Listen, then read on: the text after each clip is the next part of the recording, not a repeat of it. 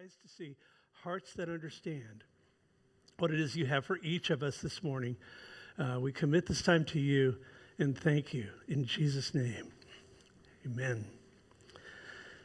Last week, we looked at the beginning, the first 10 verses in Hebrews chapter 7, looked at this guy Melchizedek. Remember, we talked about it. He sort of steps out of the fog and shows up there in Genesis 14 and has this interaction with Abraham or Abram at that time, and then he disappears back into the fog. And yet there were some really interesting things that went on, because we saw that the writer says that Abram was lesser than Melchizedek. Why? Because Melchizedek paid tithes to him, and Melchizedek blessed him. And so we looked at the blesser is greater than the blessee, and in that sense. And so we looked at that. We looked at the tribe of Levi being the Levitical tribe, the tribe that was responsible for the priesthood in Israel, that God had appointed them through the law of Moses to carry out the priestly duties. And what we're going to look at today, connected to that, is there are two main functions of the law. One was the law, the 613 statutes that are in the law of Moses. It reveals man's sin. And God never intended that people live by the law, that would establish righteousness before God. He intended that it revealed their need. And so the first aspect of the law was people seeing these statutes and endeavoring to live by them, but nobody could keep them. No, it's not perfect, because people aren't perfect. And then the second aspect of that was the priesthood was established so that when people broke the law, which was pretty regularly, that they would have a way to have their sins atoned for and covered, never eliminated, but covered. So the law provided a way for man to have limited access to God. There was never open access, because man's sin continued to separate him from God. And understand that as we go in there into this passage this morning, we're going to look at the priesthood and the high priest some more, and we're going to look at the fact that it was inadequate. And not only was it inadequate, God replaced it. He terminated the Levitical priesthood. He terminated the law. And so we see in that if we try to set ourselves up, religion produces people that want to live. I want to have a list of check boxes. I want to know at the end of the day that I checked all the boxes. Boy, was I good today, Lord. And yet, what relationship does is says, you know what, Lord? I know that my life would not measure up to your law, but I also know that the basis of the relationship is not law, it's grace. Because of the work that Jesus has done, because of what he has accomplished on my behalf, I no longer have to worry and sweat it out as far as being a good Christian. And I understand what people are talking about. They say, well, I try to be a good Christian. I understand that. But I want to encourage you, my friend, if that's something that is part of your vocabulary, you need to move past that and understand that when Jesus was, the rich young ruler came to him and he said, tell me, good teacher, what do I need to do to inherit eternal life? And Jesus, he didn't address the guy's question initially.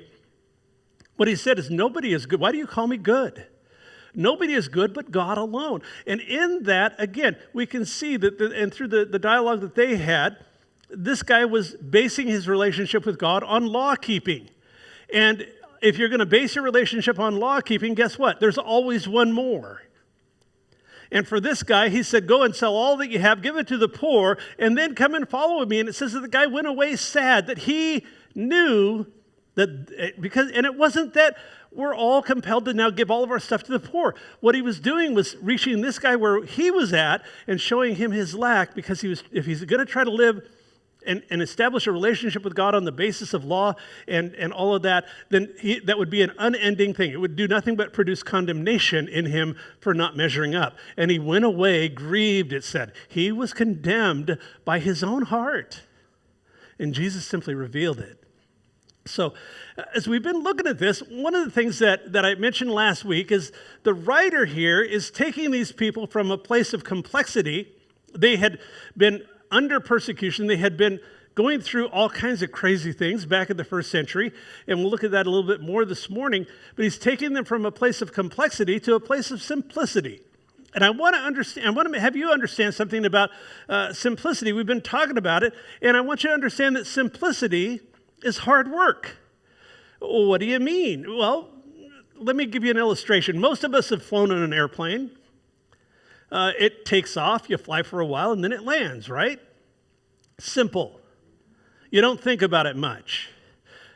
Most of you drove a car to get here this morning, unless you live close by and can walk. But you got in the car, you drove over, you parked, and got out, and you were here.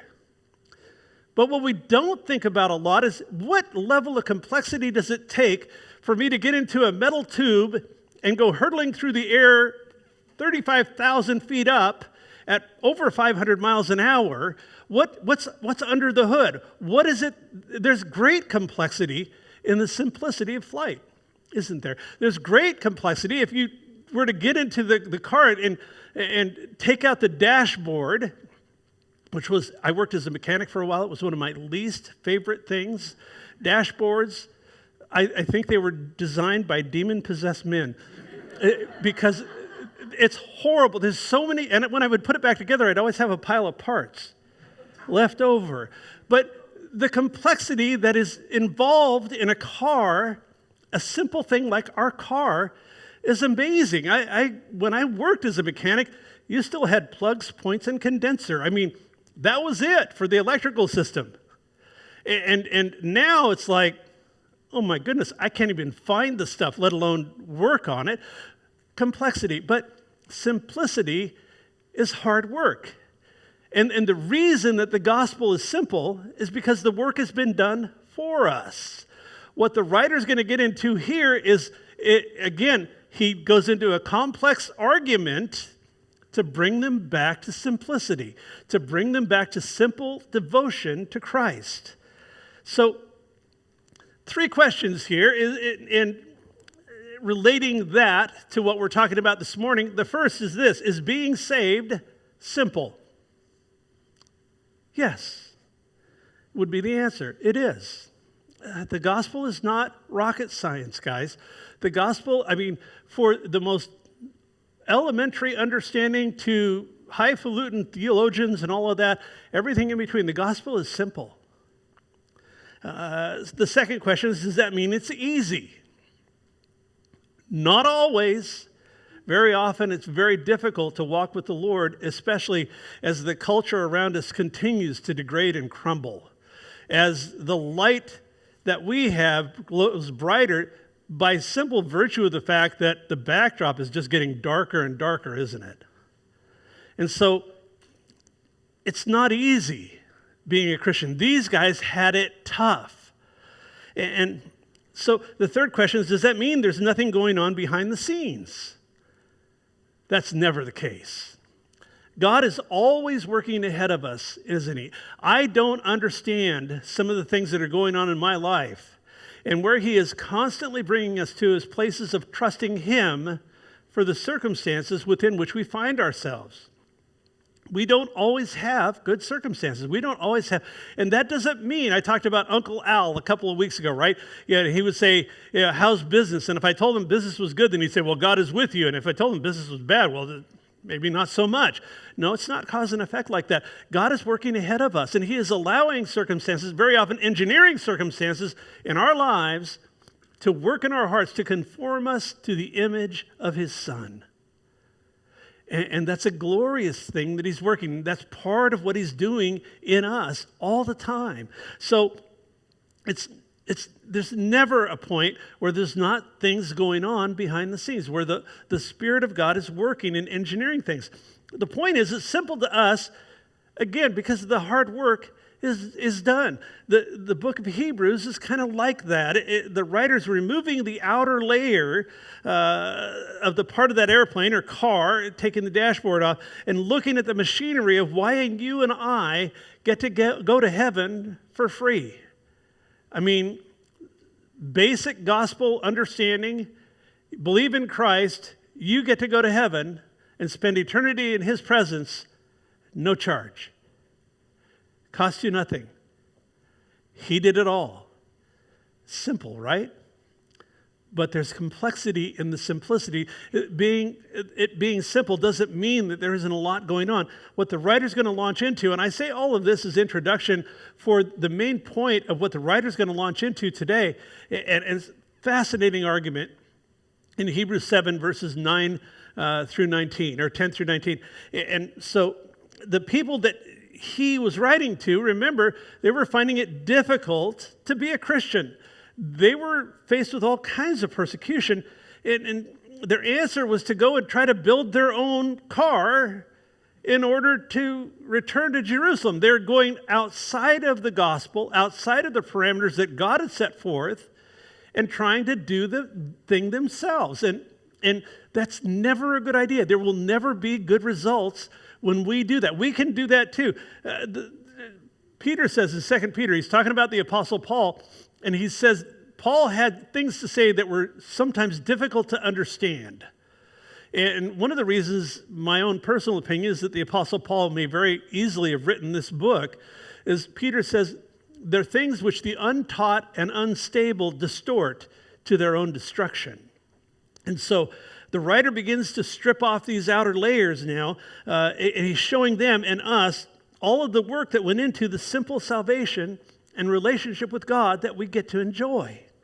So in order to approach this properly, folks, I've mentioned before many times, and I'll mention it again, it's essential that you have a Jewish mindset. Well, what does that mean?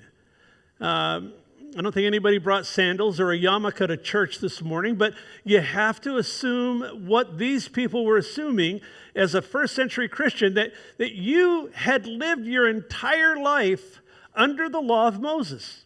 That everything, and it wasn't just something you did on Shabbat, on Saturday. This is a way of life. It was a lifestyle.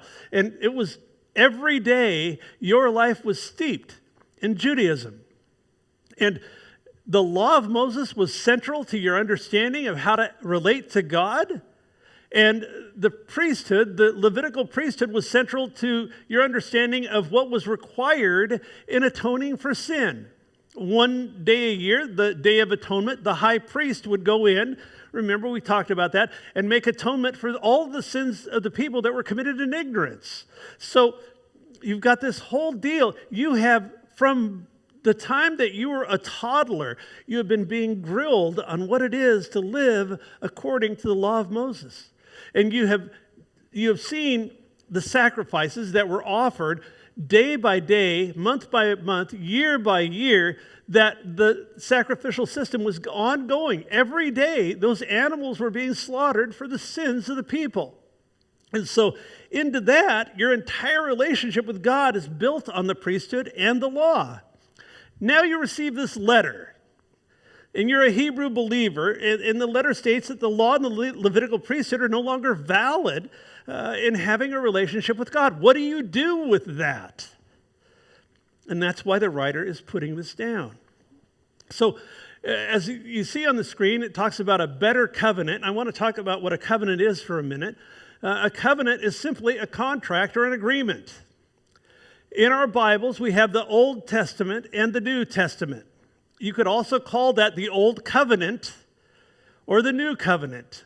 You could call it the Old Contract, which God initiates and writes, not us, or the New Contract, the New Covenant.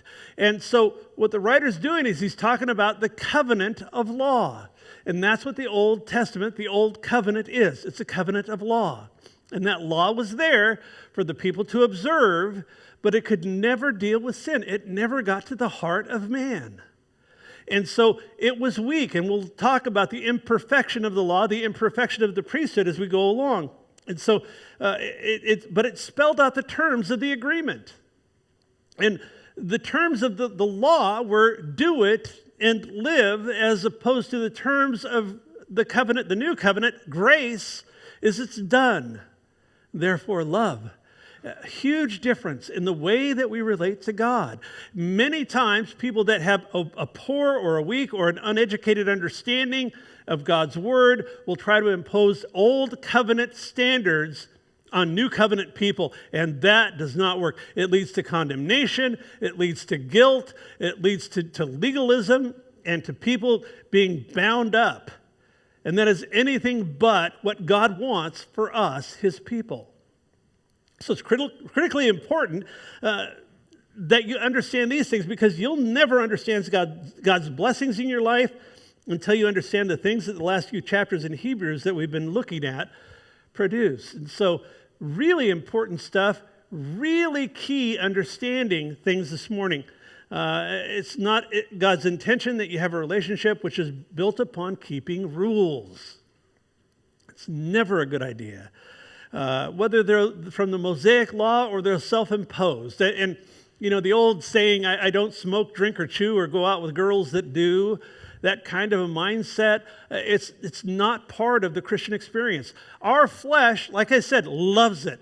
Our flesh wants to have a checklist. Our flesh wants to know that we've either done good or, gee, I've got a dark cloud over my head. I didn't do so good. And that's contrary. We'll talk about that again more as we go. It's doomed to failure. And you'll be frustrated if you try to live like that, if you try to relate to God like that. One of the things, I was going down, I went to Medford last week to meet my son and to pick up our 3 granddaughters. Having a fun time with them since. And on my way down, I spent 4 hours plus in the car by myself. And I had downloaded some studies from some of my favorite guys pertaining to this chapter. And I was just studying. I told my wife, I'm going to just use it as a study day, just me and the Lord going down the highway. And you know, I could do audio studies since I'm not going to exactly read while I'm driving down the freeway. And it was just a blessed time. It was such a wonderful time. One of the things that really came clear to me is what happens when people do what Jesus accused the Pharisees of. Remember, he said, you tie up heavy loads for men. And what does that mean? What you're telling people is that unless you live by these rules, you are not worthy of the love of God. And it struck me so powerfully this week that whenever we try to deviate from the gospel, what we're sending is a message that people are not worthy of the love of God. The reason I left Mormonism was when the guy sitting next to me elbowed me, and he told me not to take their equivalent of communion called sacrament. And he elbowed me, and I looked at him, and there I was like 26, 25 years old. And I said, what? And he said, don't take that. And I said, why? And he said, because you're not worthy. And at 25 years old, I wanted at that moment to show him how unworthy I was. It's like, you want to accuse me of it? I could show you unworthy, pal. But the point is that he was tying up heavy loads, wasn't he? And that's contrary to the message of the gospel. Folks, it is free. The grace of God brings us to a free relationship. The grace of God, my response is obedience. It is never a means towards the relationship. It is always a result of the relationship. And that's a huge distinction. I want to live a life that's pleasing in His sight. I want to live a life that's consistent with what He has laid down in His Word. I want to live a life where the response of my heart is to love Him. That, it can look the same on the outside if you're tied up with rules and regulations, but the motivation of the heart is completely different. He calls us to a relationship on the basis of grace. He says, it's not your work that's impressing me, it's my Son's. It's not on the basis of what you're doing, it's on the basis of what He's done. So important that we get that. And it was really important to the writer that the people here got that as well. And so he's going through this whole thing. He'll go through it. So I'm going to pick it up a little bit. In context, in verses 1 through 10 last week, we looked at, there were 5 things that we saw. The first is that Jesus Christ is their high priest forever. Underscore forever. We'll talk about that as we go. The second is that His priesthood is after the order of Melchizedek. Not after the order of Aaron or Levi, but Melchizedek, this guy that actually predates those guys.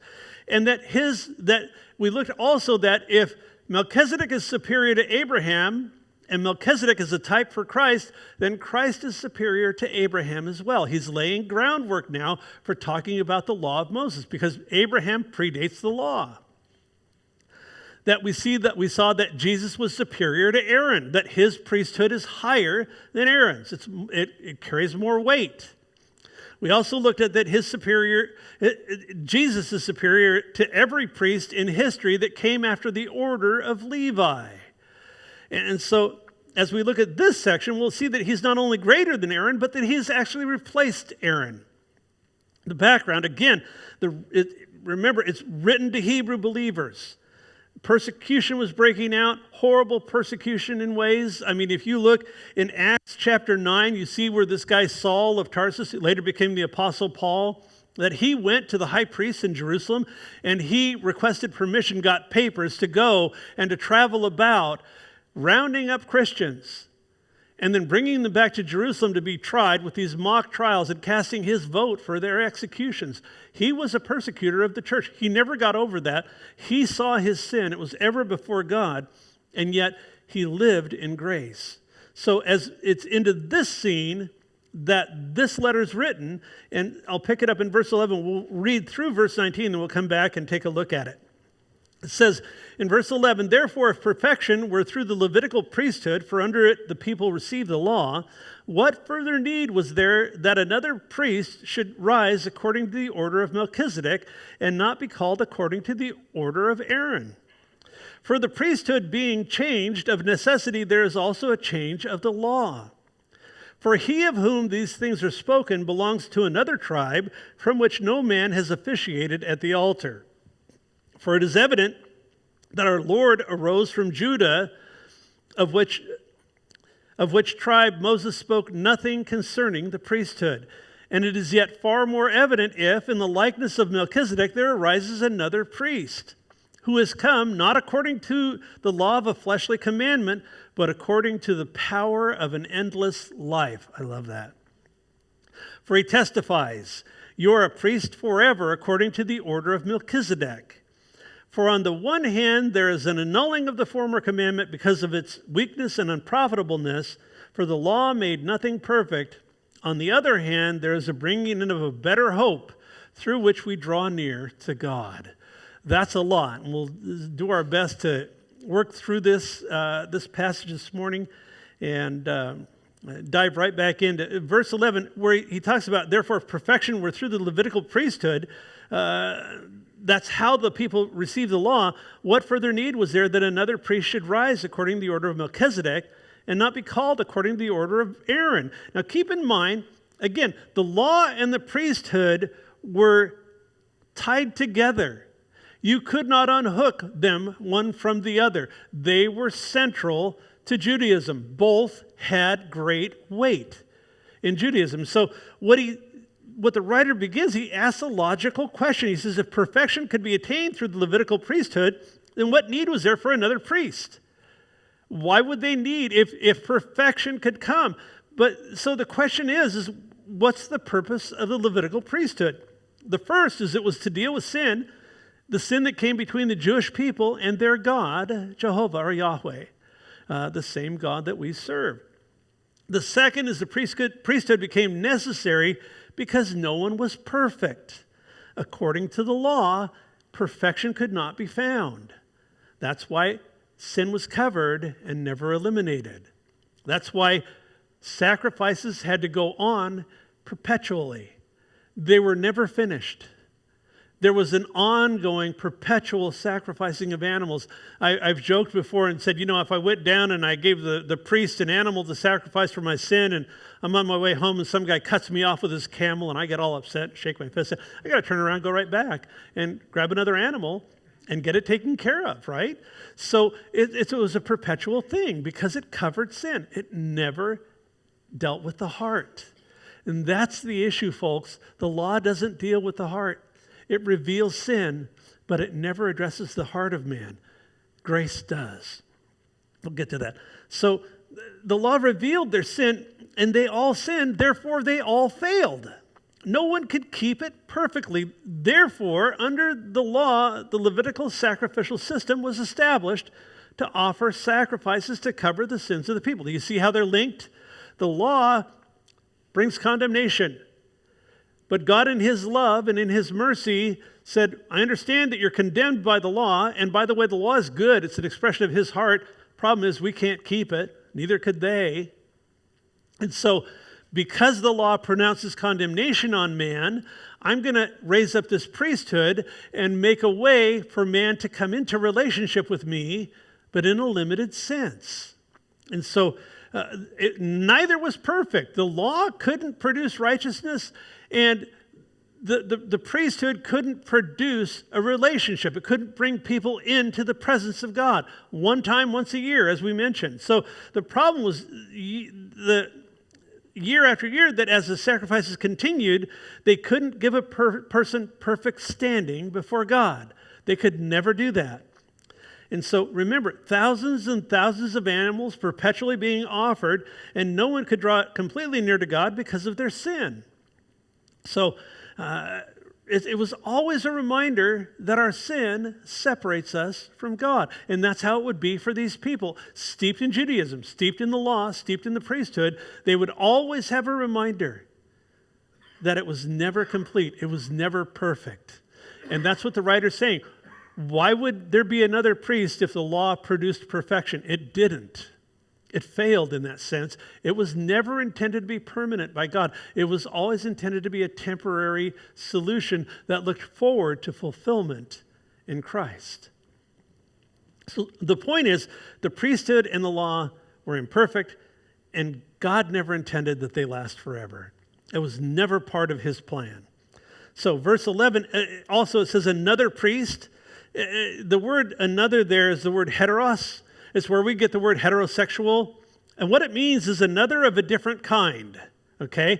And so he's not talking about another priest of the same kind, of the tribe of Levi. And when we talk about a heterosexual, is a person whose attraction is for another of the different kind, and for the opposite sex, obviously.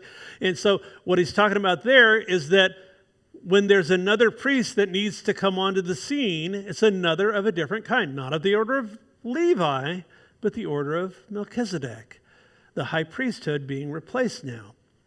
So, verse 12, for the priesthood being changed of necessity, there is also a change of the law. Now, if I were a Jew in the first century and I read this would get my attention. This is a startling statement, you guys. What do you mean there's a change in the law? That's all I have ever known. What do you mean that the priesthood's changed? I was just trying to get on board with that, and now you're saying that the whole foundation's gone.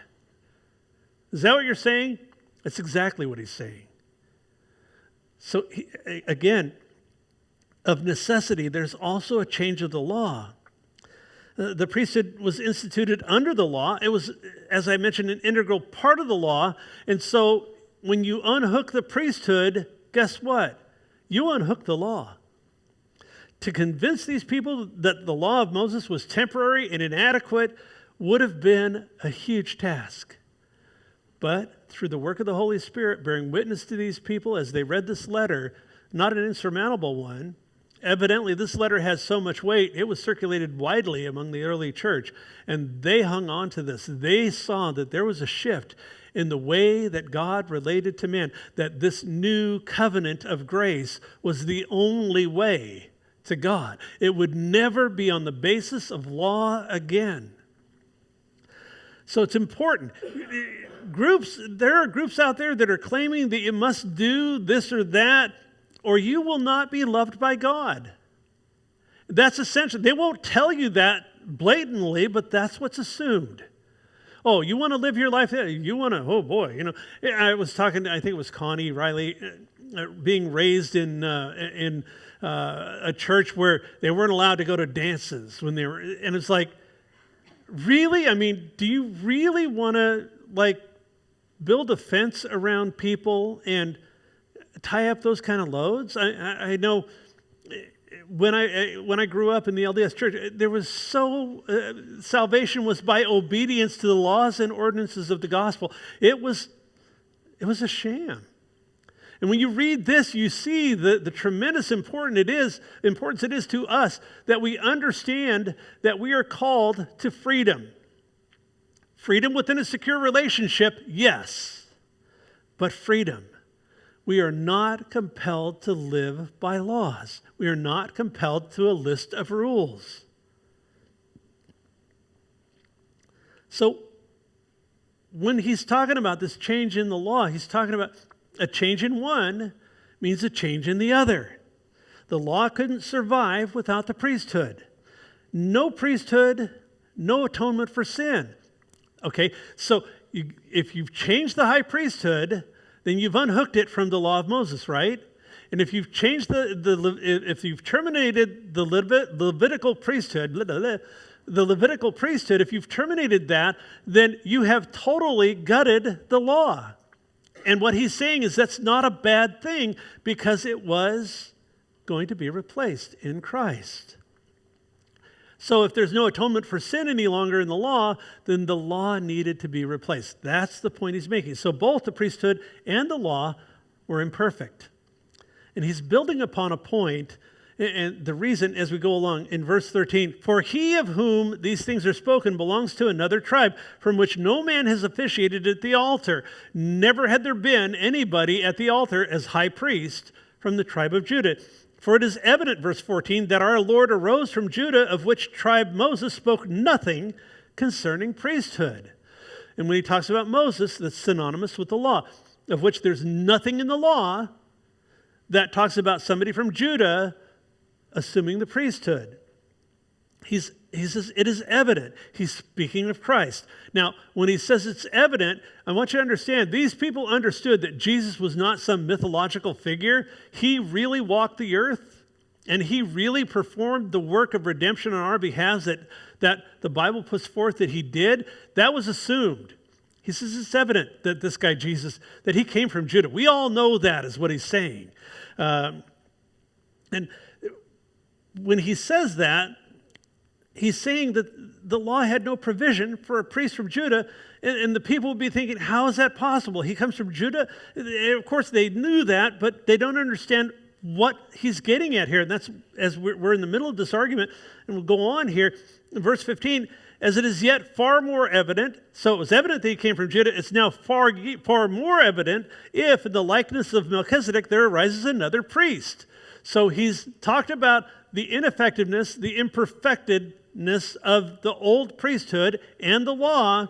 It's far more evident if there's a change in the priest or a change in the law that would produce someone that would need to come from the line of Melchizedek or the order of Melchizedek.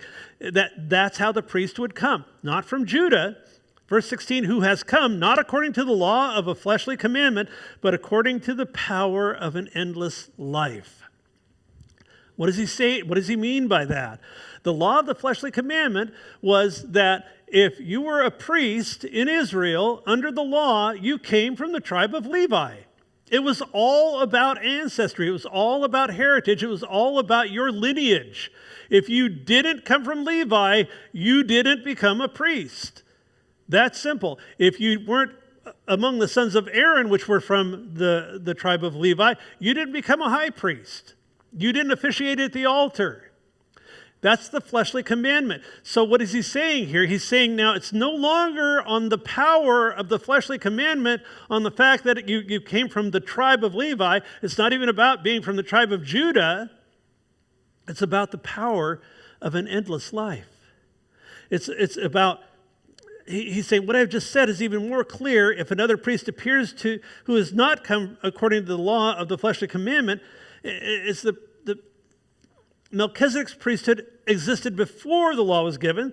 The priest to come would not be according to that law, the law of Moses, but only through the power of an endless life. In other words, he goes back to the resurrection, guys, and he says, look, here's the only one who has fulfilled this order of Melchizedek, who has an endless life. In other words, you have a high priest that is not going to die. And we talked about that briefly last week. And you have not only that, you have a high priest who will hold his office forever. The power of an endless life. And that's what you get in the high priesthood of Christ. So, when we look at these guys from Levi, as I mentioned, they eventually died. Jesus comes along after the order of Melchizedek with the power of an endless life, and he lives forever. He will never diminish from that office. Are we without a high priest? No. Are we without the law? Yes. Are we without priests from the tribe of... Yeah, as I mentioned last week, any form of priesthood that assumes to get people to God and God to the people is not biblical. We have direct access, folks. We no longer need that because we have a high priest who ministers in the heavenly sanctuary. We have a high priest who goes and makes intercession for us. So his ministry is indestructible. It's not the fleshly commandment. It never ends.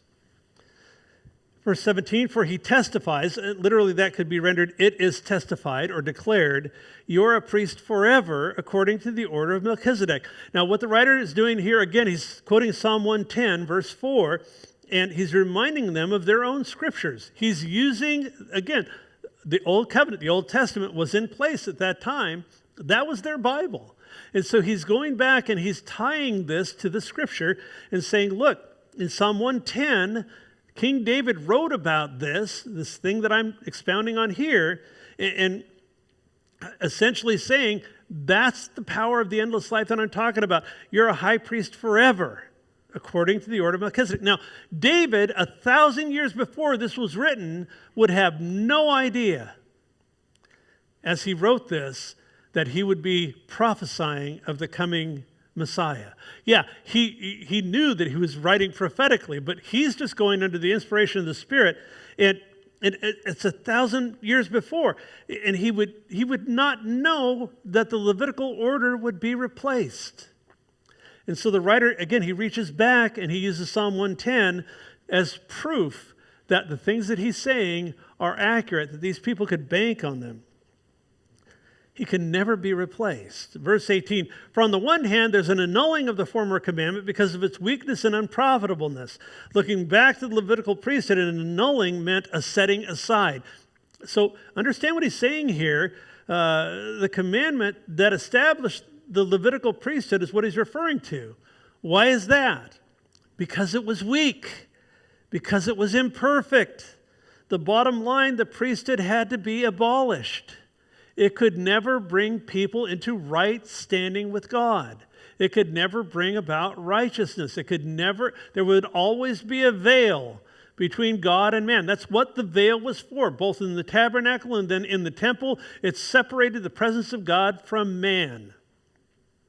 And so when the veil was torn, when Jesus hung on the cross, the veil was torn because access to God was now open, because the Levitical priesthood had been abolished, because there was a new way of relating to God. A new covenant was coming into place. A reminder here that these people, all that they'd known, the priesthood, the sacrifices, the offerings, they were entrenched within these people, and so the writer is hammering this home. He keeps backing up and hammering it from a different angle, doesn't he? We'll see that again next week as we can hopefully finish this chapter, that he wants to be very, very sure that these people understand you can't go back to Judaism. There's nothing there. If you try, you're going back to laws, you're going back to a weak and imperfect covenant that will not produce a relationship with God. And if you want to be loved by God, you need to understand that's not the way to go. And that's his whole point in this. He says in verse 19, he says, the law made nothing perfect. I'll share a story with you. I shared with some of the guys. When I was a teenager, after my junior year of high school, I moved to Fife, Washington, and enrolled in high school, and I got 3 part-time jobs and lived on my own, actually. And finished up my senior year, and one of those part-time jobs was at a place called the Tacoma Veterinary Hospital. And my job, being the highly educated person that I was to take the dogs out of the kennels and put them in the runs so I could clean the kennels. And then take the dogs out of the dog runs outside and put them in the kennels so I could clean the dog runs. And let's just say that I had a lot of job security. It was never ending. And so anyway, we had this one particularly vicious dog. I mean, this dog, if you walked past the kennel, he would be like, and if you got close, he would start snapping at the air because he just wants to find skin. He was one of those kind of dogs. And I was like, what do I do how do I get this guy out of the kennel and out to the dog run? And I thought, I know. I was all alone this one afternoon at the vet hospital, and so I took a little stick and I fished a choke chain in between the bars, right? And I finally got it, after he's doing all this the whole time, and I got it around this dog's neck. And I thought, well, I have to be able to control this dog or he's going to eat my ankles. He was a little furry thing.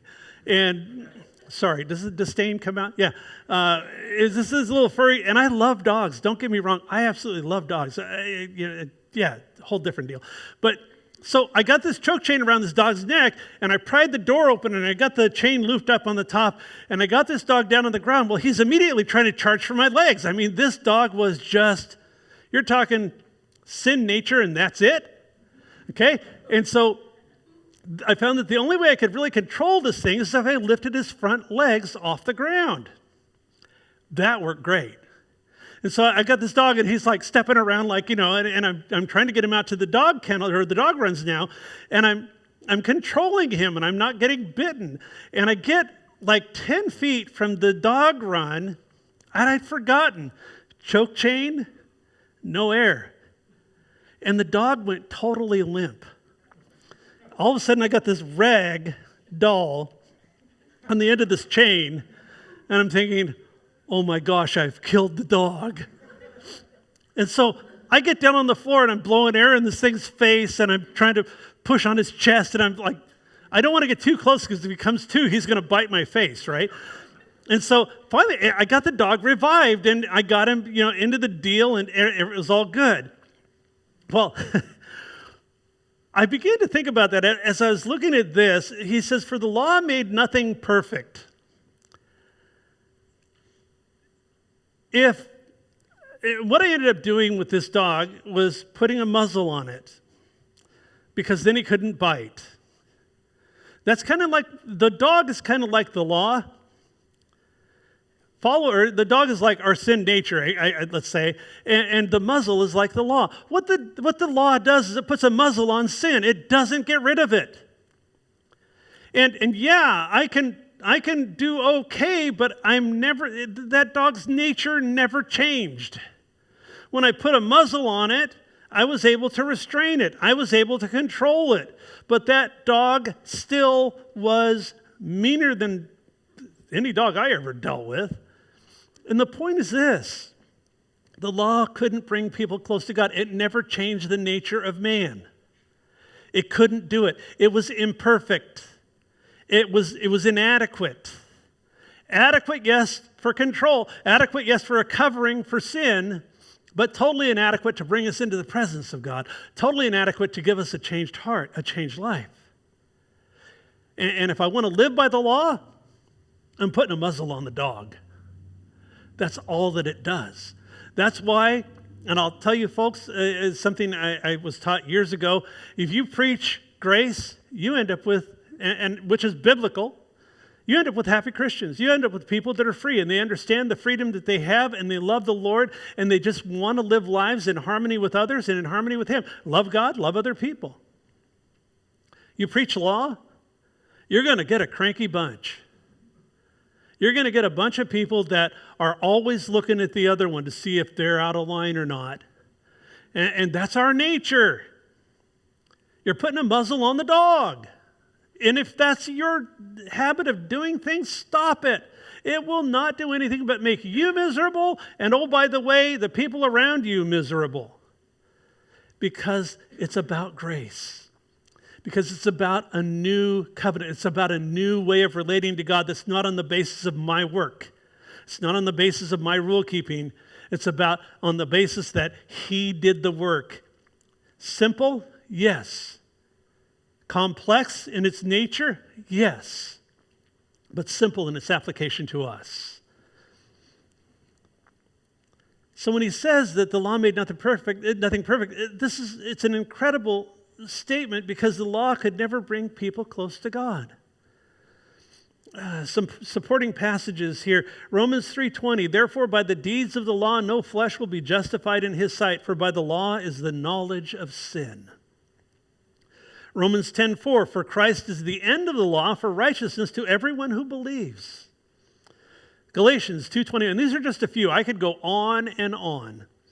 Galatians 2:21, I do not set aside the grace of God, for if righteousness comes through the law, then Christ died in vain. So the purpose of the law, it revealed to men and women that they were sinners. And it paved the way for people to come to have a hunger for God in the person and the work of Jesus Christ. If it's on the basis of law, you'll never get to heaven. That's what he's telling them. You won't. It would never produce a relationship. The relationship, the nature of the covenant changed. The old one was canceled. It didn't work. The new one is in place. It's perfect. Why? Because the one who it is all about is perfect. And folks, if that doesn't bring a sense of gratitude and praise in your heart, if that doesn't light your fire, you got wet wood. Because it is all about the grace of God. It is all about the work that he did. It's all about the fact that now, therefore, we can just simply be free to love one another. Cracks, warts, blemishes, and all. Because he's the one that wants to be on the throne of our hearts through the grace of God. Through simply trusting that he did the work that I couldn't do.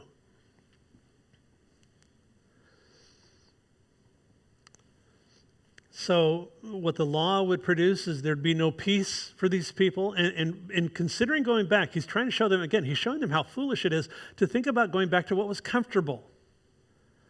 And they were comfortable in that because that's how they grew up. That's all they knew before Christ. But it was going to produce a disaster for them.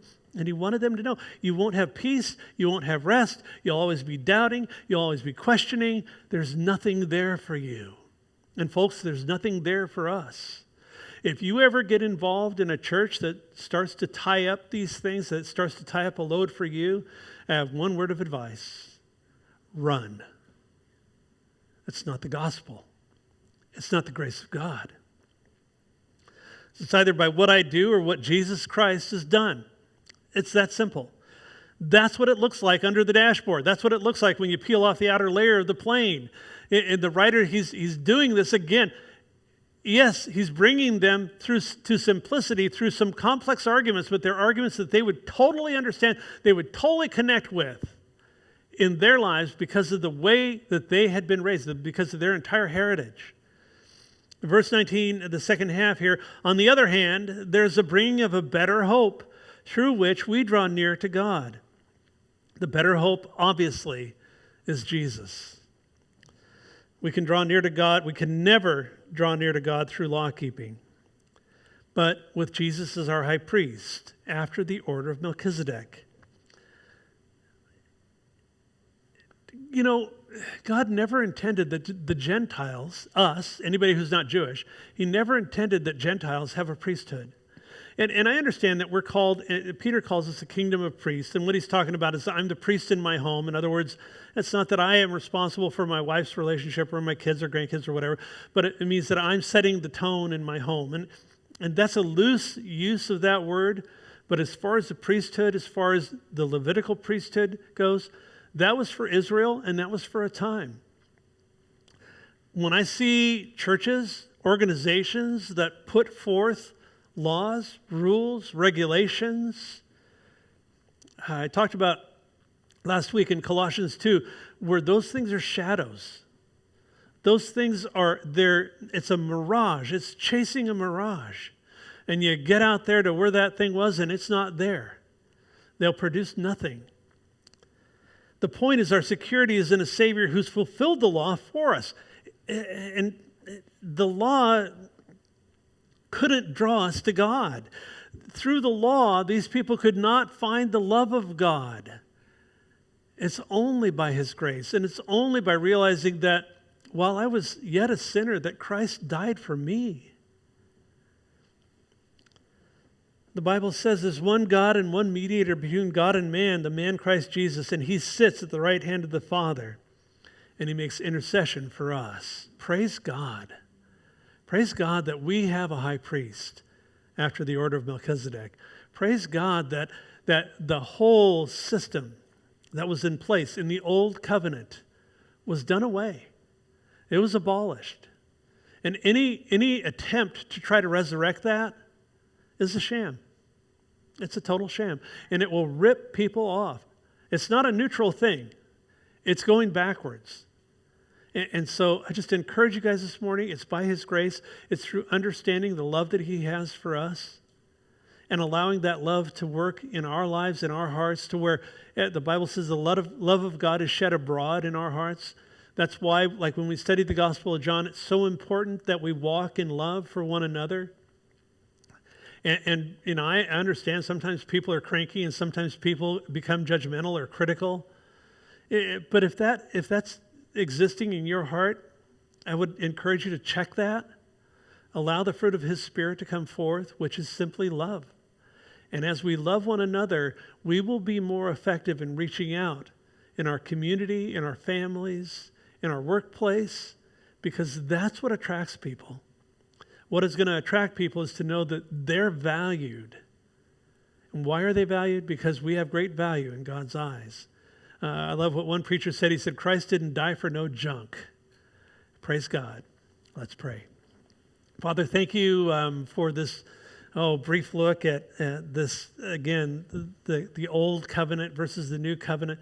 Thank you, Lord, that you've engineered the way, that Jesus paved the way as our forerunner, as we looked in chapter 6.